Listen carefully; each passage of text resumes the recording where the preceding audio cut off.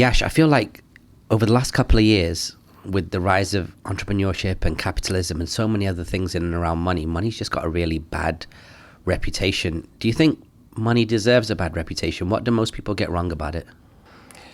I think money is an important element of life, but money shouldn't be the only thing that people should look at, right? I think it gives you that space in life that you need to do what you want to do. But some people who have got excess money and how they deal with that money is something that they need to sort of look at. Now, I'll give you an example.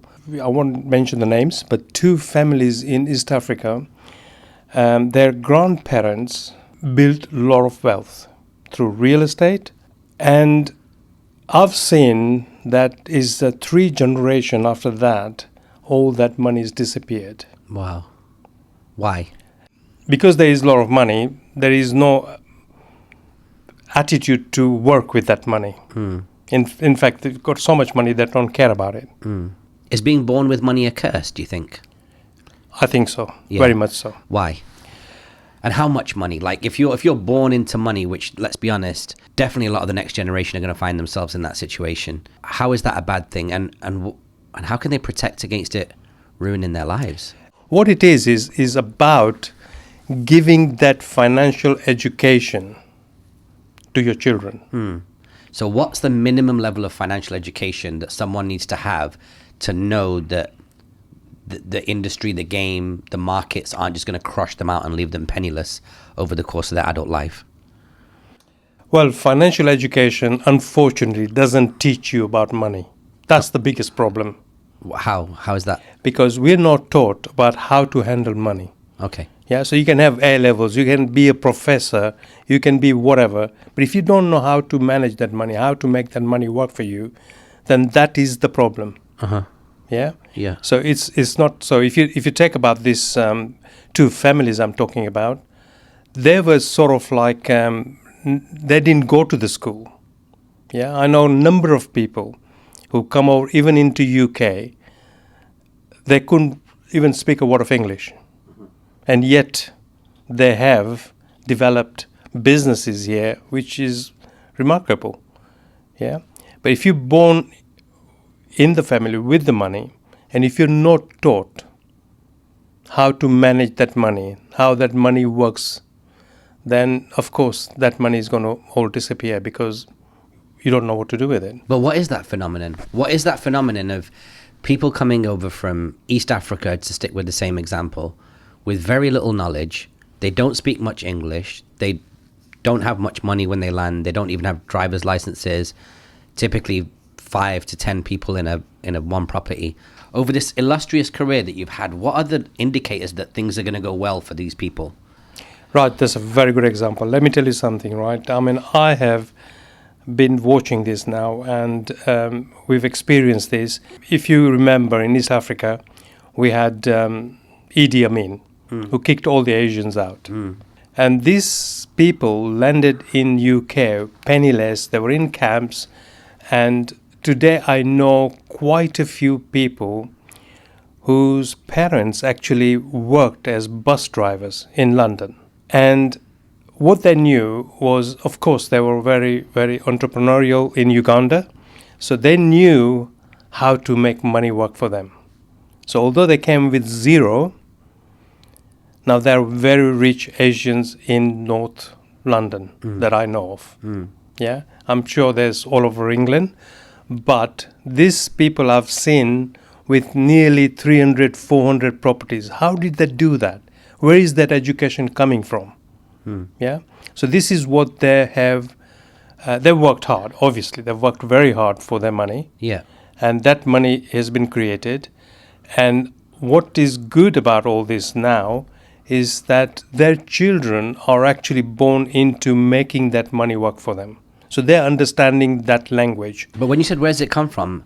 Is it the fact that you could get a mortgage much easier in those days? Is it the fact that a property would only cost 3 times household income and now it's probably a much higher multiple? Like, what are the circumstances that led to that happening? And could it happen today?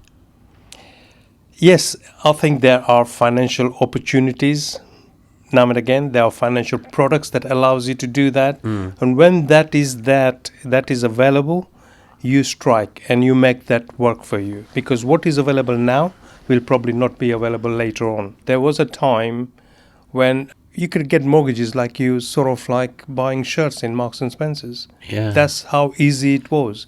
And people who actually built those portfolios at the time with zero money, some of them are still in business. Some of them are gone because they don't know how to manage it. So the component one is knowing what the surface area is of money, and number two is risk appetite. It sounds like, because I'm sure there are products right now that most people would consider risky, but other people that don't have that same fear would go for. Yeah, exactly. Right. So I mean, I come across a lot of people saying, I'm going to save the money to buy the property outright. Yeah. So just imagine how many years it is going to take you to actually save the money to buy a property outright. By the time you get to that value, the price has already gone up. So you're chasing your tail. Yeah. And you get somebody else who's going to say, right, okay, I'm going to buy the property, and I've got X amount of money. Let me buy the property.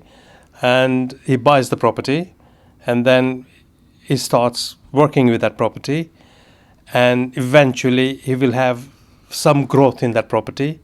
And if he's smart enough, he'll take that equity out again and buy another property. And this is how lot of people have bought properties over and over and over and again, and that is multiplied. Then it's a bit like it's multiplication, really. So first few properties is going to be hard because you got to make that money to grow for you in an asset value, an equity value. So once that equity is ready, you take it out and you put it back into property. Don't go and spend it. If you go and spend it, then that's gone. You see, there is a good debt money-wise, and there's a bad debt. Like buying a car, which is a depreciating asset. Like buying a TV, which is, as soon as you bought it, the value just goes down. Yeah. Yeah. You buy a property and you get mortgage on it. That's good debt.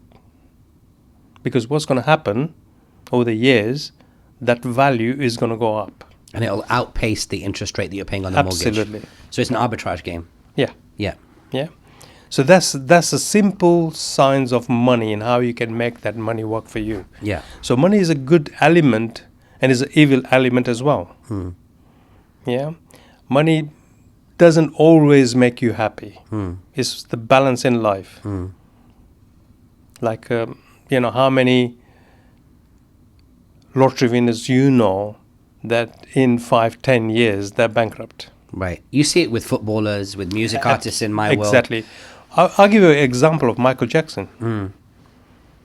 The amount of money that Michael Jackson had or was earning, how can that man go bankrupt? That's a fine example of how money can destroy you as well as make you happy.